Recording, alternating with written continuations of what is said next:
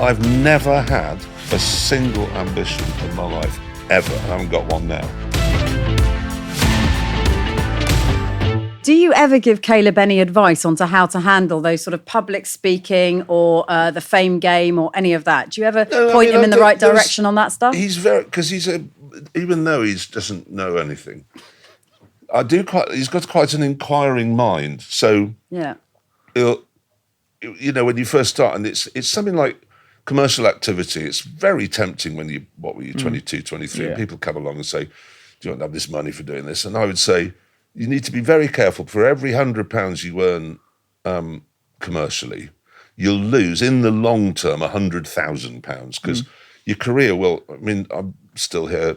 What am I? 62. So I've been 40 years, I suppose, doing it now, and I'm still here because I never took. You pay for your watch, you pay for your car, you pay for your shoes, you pay for everything, and no one can ever accuse you of taking the corporate shilling.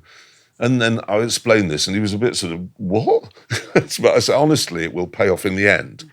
Once you've got credibility, if you start messing around with people's heads and going, buy this amazing new seed, so it's tricky. But he is very interested, aren't you, in that kind of thing? Yeah. Because it's so easy to be swayed. You get an agent, the agent's on the phone, and come and open this, and you think, that's fine, I get paid 50 quid, and you go, and then you just think, oh, God, do I want to be opening super? And you don't. You want to be farming. I want to be farming. I spend 85% of my time out there. You said that's the goal, right? To have your own farm. Yeah, that is my dream. Brilliant. So, at the start, when Clarkson's farm come out for the first time, and I said, look, Jam, I need some advice. People have offered me a lot of money. This could potentially buy a farm. And he was like, look, give me the advice. You give me good advice, and I'm very grateful for that. Wait. And I was like, I could buy my farm.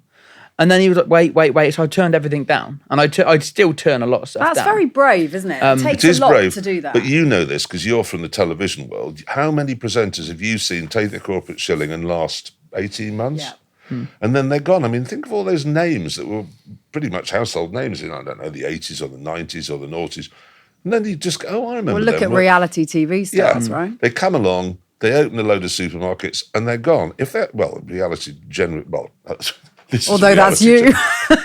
This is actually a reality show. Yeah. But you've got to just be careful and go, I've got a skill set, and my skill set is farming, and that's what I'm going to do. Yeah. I can write books about it, I can appear on television doing it, and if everything's real and honest and sensible, you'll go on and on and on and on and on, and the longevity is what pays ultimately, not a short burst of success. When Charlie came to you and produced this sort of spreadsheet that ended up telling you that you'd made 144 quid or something for that year, it's like, what are you going to do if you're a farmer that doesn't have an Amazon deal, that doesn't have the Millionaire Programme and doesn't have a column? No, I know. Then what? Well, they normally work on another job as well.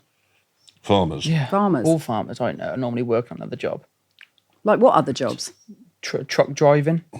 You can literally do your animals in the morning, go and jump on a truck, drive a lorry back and forth, get back at 5, 6, whatever, and then do your animals again, then go to bed. But it's bringing another wage in. That's such a grueling gig, It's honestly, it's very difficult.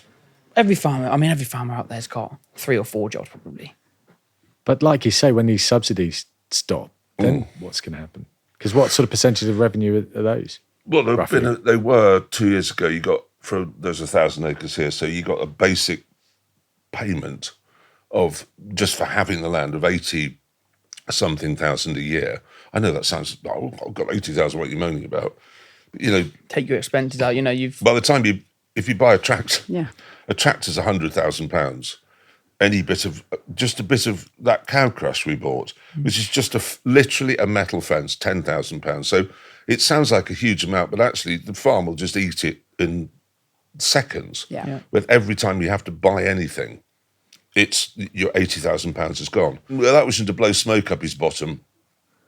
It is nice that you get Kaleb, who's you're 24 now. 24, yeah. Yeah, he's coming along and there's going to fight. And I actually think he probably will be able to work out how to make it pay.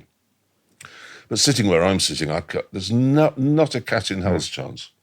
I mean, do you know how much that cow enterprise cost to set up? Building the barn, buying the cows, 150? buying the crash. 180. 240,000. Wow. That's a long time to pay that back. So if you want to build a barn, buy, how many cows do we buy? 19 cows, breed them, vets bills, food, bedding, giving them a house, buying the equipment you need, fencing, 200, it's £250,000. That's when a farmer doesn't take a wage though. Yeah. He cannot take a wage on that. And then when I'm working for myself, you're going to get TB. When I'm feeding my calves in the morning, so I bought 8 calves. I'm buying, it's like a little bit of a new business idea that I'm doing, buying calves in and then, feed them on milk, which cost me about £200 a calf, and then selling them at 9 months for trying to get a profit, trying to see if it would work, Anyway, but I worked it out the other day. Do you know how much my hourly rate is? Well, I pay myself for doing them calves. What is it? 50p an hour. Oh. That's then I can make money. But if I put myself at £10 an hour, I don't make money. I lose money on the calves. You've got a really entrepreneurial streak, haven't you, though? Yeah, yeah. It's weird, actually. When I was in school, I could sit, I didn't like school, but I'd go and sit in maths, and they were going, right, what's 10 times 10? I'd be like this. But get me out there and go, right, okay, you've got 8 cows. 8 cows. And say no, but you're right. Georgie's absolutely right. 8 cows plus, whatever. How many is it? Straight away, bang. Yeah. Or work out if you've got 30 eggs to sell. Yeah, this week. Yeah. How much money are you going to get? Well, you work it out 25p. Put them into sixes. How many sixes? I could just do that. I could do the maths and do the money. But when it comes to sitting in a classroom and adding up and because you're practical and you're interested in it. Well, I'm interested in making money. With the farm, is it what we see? Is it this gang of people, or how many more people are there behind the scenes making this thing happen? You see everyone, don't you? There's no one else. I mean, truth be told, you wouldn't need it. There's him. I mean, you could do this farm. Yeah, I could do it on yourself. my own. Yeah, you could do it easily on his own. And I'm just trying to learn because I want to know. What they say in terms of the farming world, there's 600 acres. Is one man's work. So that is everything from cultivation, drilling, spraying, combining. I mean, in the summer months, you would get someone else in just to sit on another tractor for you and help you out. But 600 acres is one man. And what do we farm here? 540? Yeah. So, a bit more than that, isn't it? It's 560, isn't it? Whatever, it's that sort of Anyway, and then the other half of the farm is grass. So technically there's management there as well. So, in terms, I could probably do the whole thing on my own. But then you've gone into your... Well, I want to learn, which is what the programme was about. Also, how lonely would it be if it was just one person? That's what we say all the time. How many farmers are literally on their own? I mean, absolutely on their own right now. And they're on a tractor going up and down, and all they're thinking is, I'm going to have zero money. And they've got to put food on the table at home. They've got a family at home. And they have no money. So why the suicide rate now among farmers is just, there's a greater number of accidents than all other jobs put together on farms. And the suicide rate now has overtaken vets, I believe. It's because it's lonely and they aren't being paid. I mean, imagine if nobody would go to work if they knew they weren't going to get any money. My end goal here is to buy my own farm, and then that is where the dream is. The day I wake up on my own farm, walk out the front door and go, that field there, I'm going to plant wheat. Not because anyone tells me to, because simply I want to. And then I can go, right, in that barn there this year, we're going to go and get some pigs or get some, and I'm going to try and make money out of that. Or go, that is when the dream is complete. And you haven't got this guy getting in the way. Well, he can be around, but he's just not allowed on my farm. Based on the fact that this is called Performance People, this podcast, and you two are very much performance people in your own ways, top tip for people every day, a performance tip that they could say to yourself, how they could be better. Say to yourself in your head continuously, dreams don't work unless you do. That's what I do. Sounds like an Instagram inspirational quote there. I always say it. I just say make people laugh. I just say dreams. It's the most important thing in life. I laugh, have a good laugh along the way, but dreams don't work unless you do. I mean, people can soon lose motivation. No, but I've never had ambition, because ambition is the most stupid thing. I'll tell you why. How do you mean?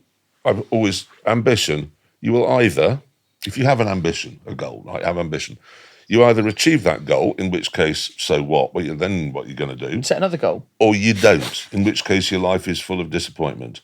So it's either going to be empty or disappointing. I've never had a single ambition in my life, ever, and I haven't got one now. What about to be a farmer? Yeah, what? What about to be a farmer? That wasn't an ambition. I was contractually obliged by contract, obviously, to make a solo television program. And I know Amazon wanted me to go jet skiing out of helicopters on mountains. And I just thought, no, I don't want to go through Terminal 5. And I'd met him and I'd met Gerald, and I thought, I reckon there's a TV show in farming. I don't have to go anywhere. That wasn't an ambition. It was, and I'd already decided I wanted to get more involved in the farm. I just thought, well, let's do a show about that. But brilliant. Where does it, if you haven't got the ambition, where's the motivation come from? It's just that you know that's the journey. Well, you're I've on been busy. Well, clearly, but no, I've got not 10 jobs now because I've got the brewery, Who Wants to Be a Millionaire, Grand Tour, 3 newspaper columns a week, the farm show, and the other 2. I said, Who Wants to Be a Millionaire? Probably not. Anyway, I got 10 sort of what most people would call full-time jobs, which I enjoy. But if you take the farm, where do you go with the farm? If you've got some, you must have some goals, some targets. I would quite like to make it profitable by the time the government subsidies have disappeared, but it's not really an ambition. It's just I find it editorially interesting. What it is, it's a newspaper column ultimately. It is. That's all I ever think of in terms of it's constantly columns. evolving. I'm sitting here now, you're interviewing me, I'm thinking, is there a column in this? That's all I ever do. There's always a column in something. There's a column in him on his phone while he's supposed to be filming himself.